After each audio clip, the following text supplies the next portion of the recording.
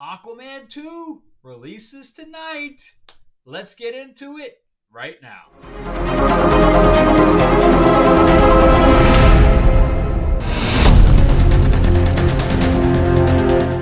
All right, let's talk about Aquaman and the Lost Kingdom. I am Frank Zanka. I am your host.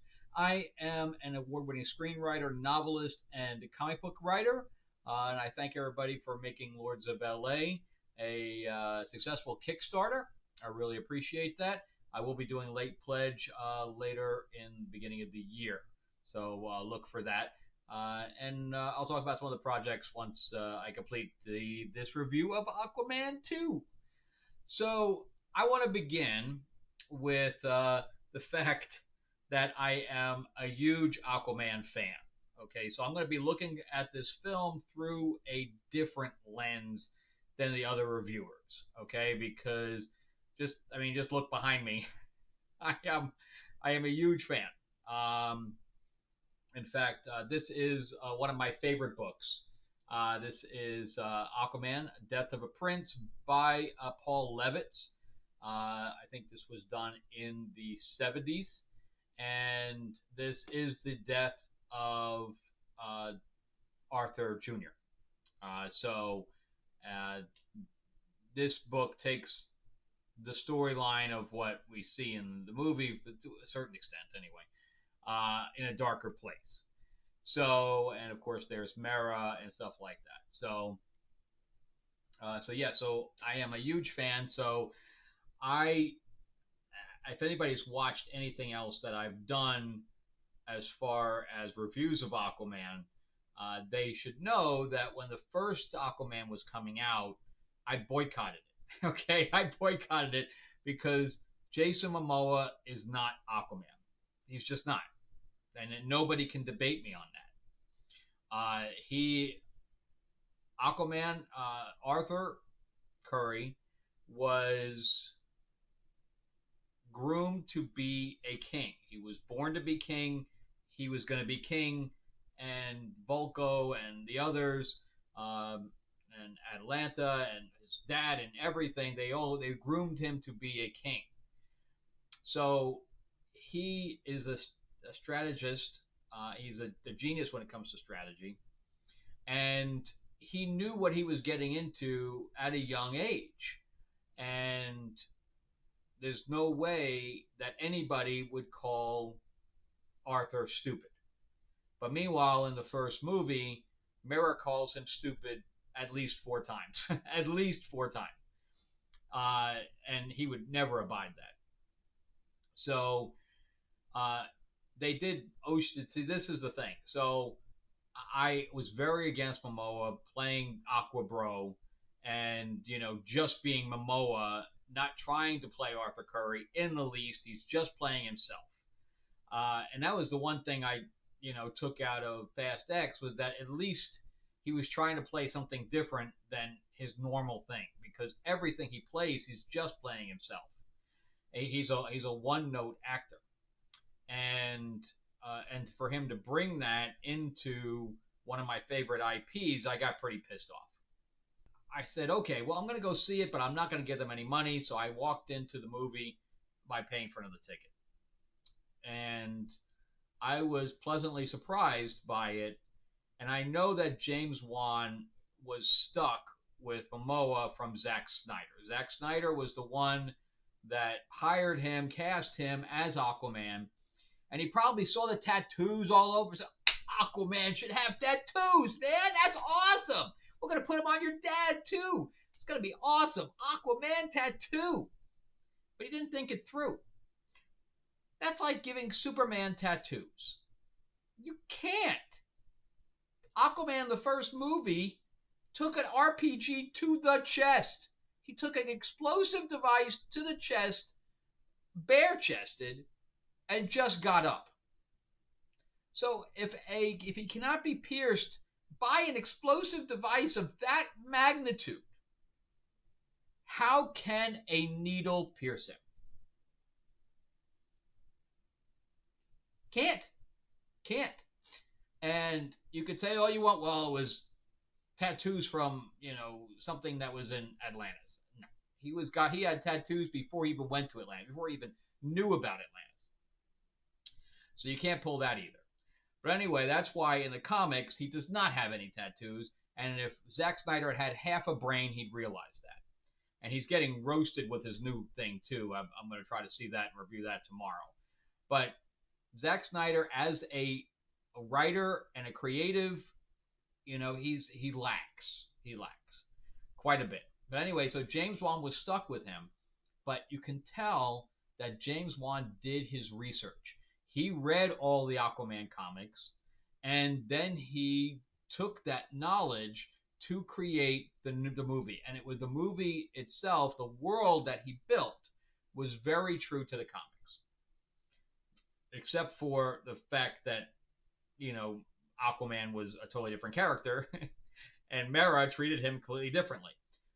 So Mera's background is that she came from a kingdom called Zebel, and it was almost like a different dimension. And in the original, she had webbed feet, which I kind of saw that. I think that I kind of used that in this movie. And then the next scene, she had the shoes on, but I swear I saw that she had webbed feet on at one point. So I mean, she was originally tasked with assassinating Aquaman. Originally, that's how they met. Is that she was tasked with assassinating him, and then they end up falling in love, and of course she ended up being the queen. And then what we kind of see in this film is that he gets bored of being king. So, because he's kind of like Captain Kirk, where Captain Kirk, he can sit in the chair, he can do that kind of stuff, but don't leave him out of the action, or else he's going to put himself in the middle of the action no matter what.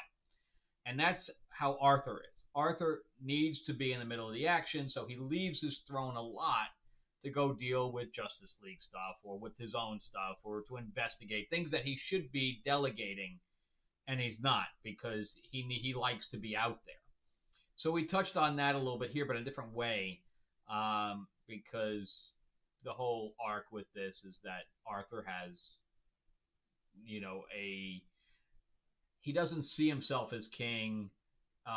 He doesn't see himself doing a good job as king, so he, instead of stepping down, he's kind of trying to learn it, I guess. I don't know. So, meanwhile, I've seen the original Aquaman probably 10 times because I love the world, and I love the surrounding characters and stuff like that. And then the whole thing with Amber Heard happened, and I'm like, oh my God, no. Tell me you're not going to remove Mera from the movie. I can give a shit what actors do outside of, on their own time. I saw The Flash, and, I didn't like Ezra Miller as an actor and as a person or anything. And I still went to see The Flash. And I thought also he was completely miscast as Barry Allen. So, Zack Snyder just doesn't get the DC universe. He never did. And, that's why everybody's like, oh, the Zack Snyder cut of Justice League was just a... No, it wasn't. It wasn't. You can't take a pig and then put lipstick on it and say it's pretty. There was no way to save that film. That film was bad, period. And it didn't match the comics at all. It was a little better. Yeah, I mean, the Zack Snyder cut was a little better, but it was still a bad movie. And I'm not going to say the Aquaman movies are great. They're not. But for me, they're fun. I mean, when I was a kid, I was in the pool pretending that I was Aquaman. I was riding the seahorse like they did in just Super Friends and all that stuff. And, Aquaman to me, was awesome. I mean, everybody else, he's the joke of everything. He's the joke of the Justice League. But to me, he was awesome. And that's why it was such a shot through the heart when they hit Mamoa as being the character. And then seeing how he portrayed it, so he didn't look like the character. And then on top of that, he didn't act like the character. So it was a double whammy. But then we had James Wan take, and then even Mera's costume, even in the Justice League, was god awful. And then he had to make a bubble and talk in the bubble. I'm like, is this how they're gonna do it in the Aquaman movie? Everybody's gonna have to have a bubble to talk. It was just stupid. So thankfully, James Wan said, no, we're gonna alleviate all that, and we're gonna go right to the comics. We're gonna give him the orange shirt with the scales, like the armor, and we're gonna put Mera back in the traditional green costume. And I was all in for that. I'm like, okay, great. So, and then after I boycotted and I went to go see it, then I thought it was amazing. I loved seeing Atlantis. I loved seeing all of that. And then, Black Panther came out, and I was like, wow, we get to see Atlantis again. Nope. We get something completely freaking different.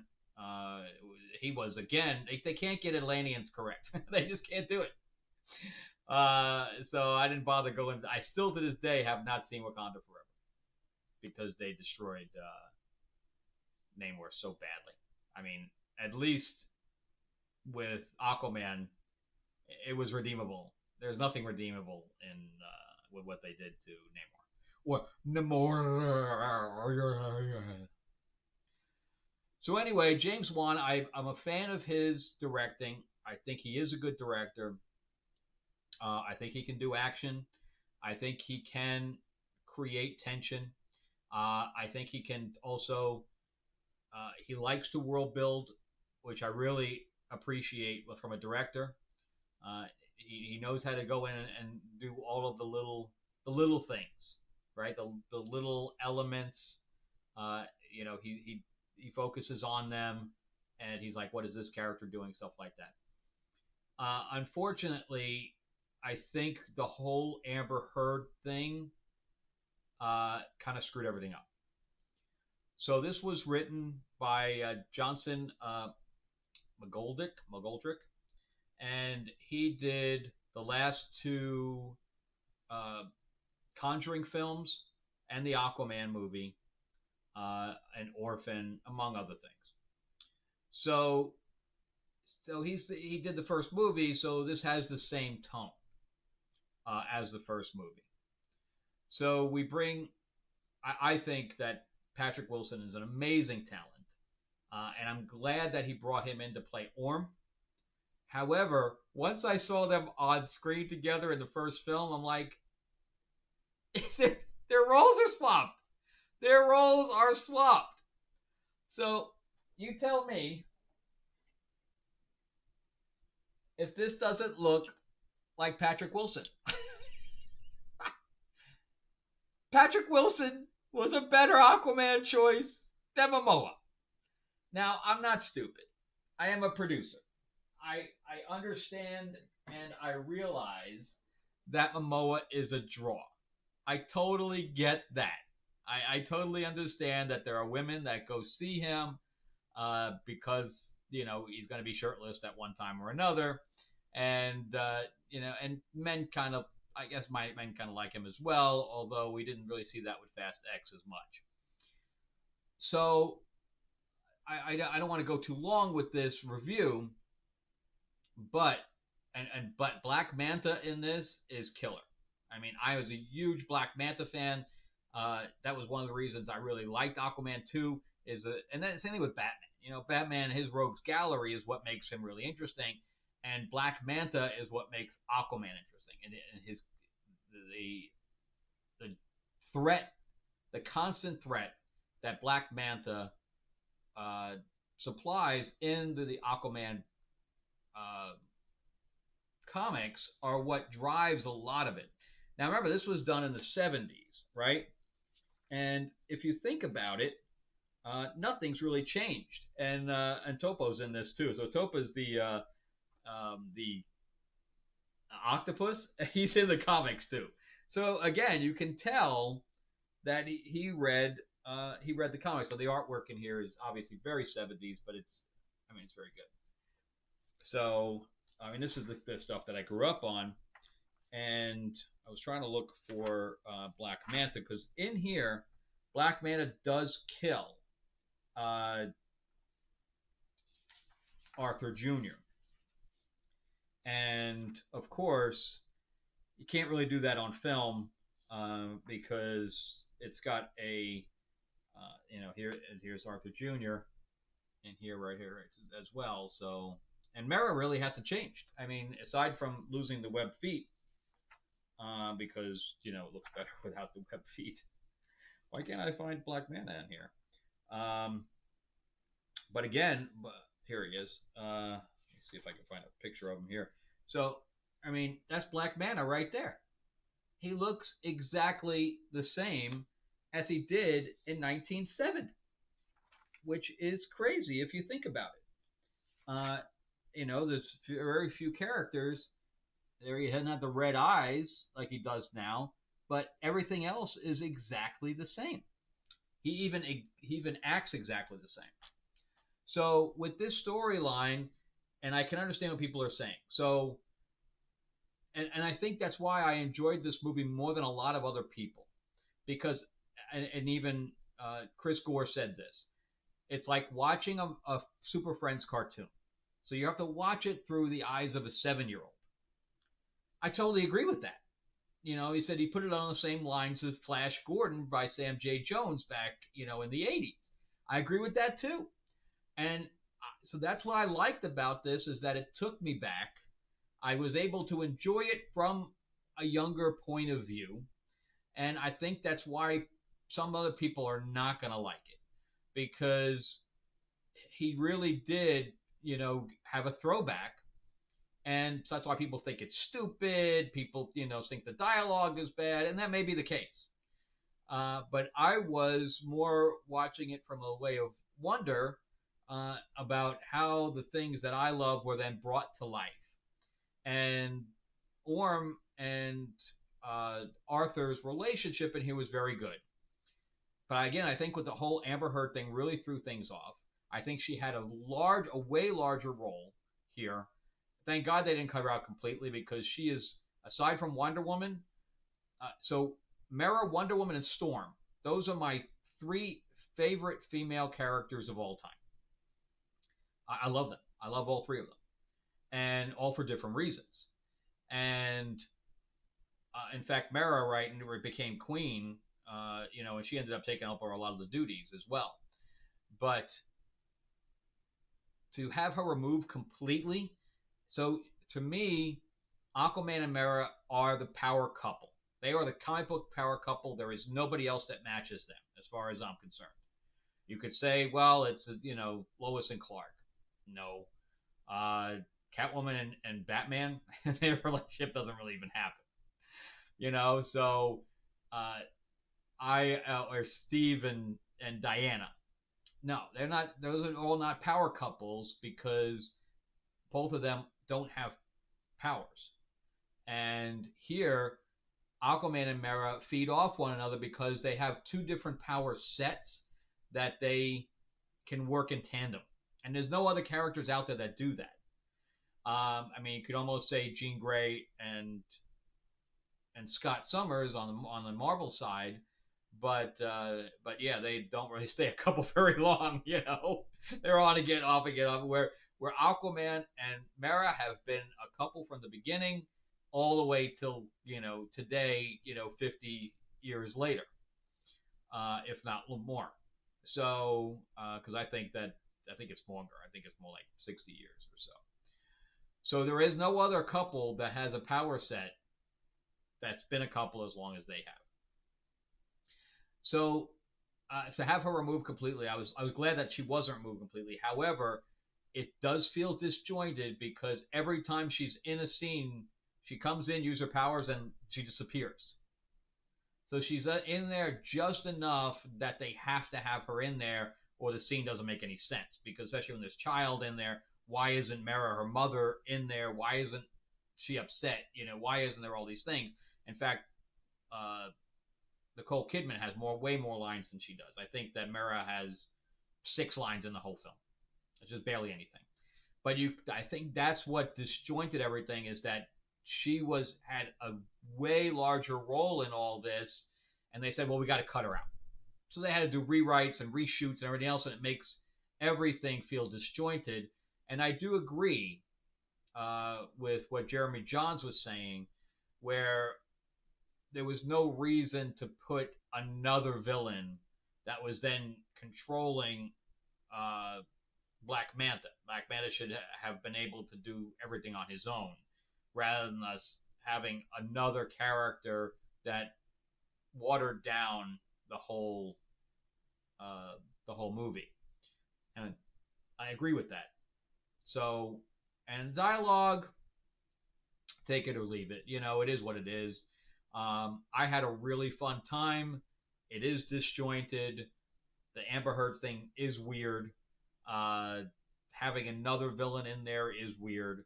However, when it comes to the action, yes. Okay, so let's talk about the special effects. Special effects are really good at times, and then some of the movement seems like I'm watching a video game, outtake or cutscene. It just there's so the movement doesn't really look right or whatever. But I'm going to discount that. I grew up in the '80s, where I was watching Greatest American Hero. The special effects were horrible. I watched the original Star Trek. Again, the special effects were horrible. So, I could get through. I watched $6 Million Man, and they had to slow everything down because they couldn't do the special effects. So I don't get bogged down as much as some other people do with bad special effects. But I would say in some scenes the special effects are really good, and sometimes it's not so good. I totally agree. Everything that everybody said in the other reviews, I agree with, but I'm going to look at this from the lens of a younger person.